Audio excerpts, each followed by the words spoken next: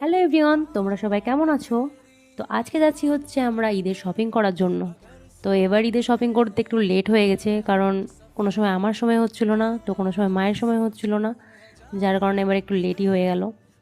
তো আমরা শপিং করার জন্য চলে এসেছিলাম হচ্ছে মনমোহিনীতে।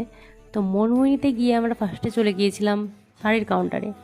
শাড়ির কাউন্টারে গিয়ে আমরা প্রচুর শাড়ি দেখে সেগুলো নিয়ে নিয়েছিলাম। তারপরে আমরা চলে যাই হচ্ছে আমার আর দিদির জন্য ড্রেস নেওয়ার জন্য, চুড়িদার নেওয়ার জন্য।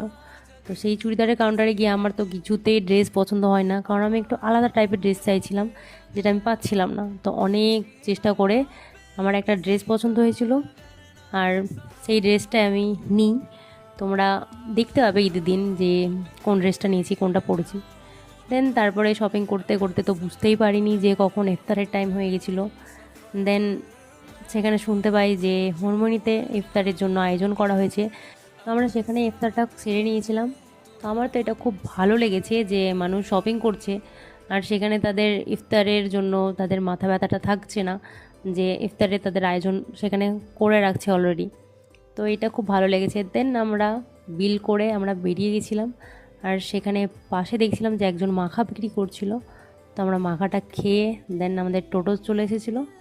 তো আমরা সবাই মিলে বাড়ি ফিরি। তো আজকের ব্লগটা এখানে এন্ড করছি। দেখা হচ্ছে নেক্সট ভিডিওতে। বাই।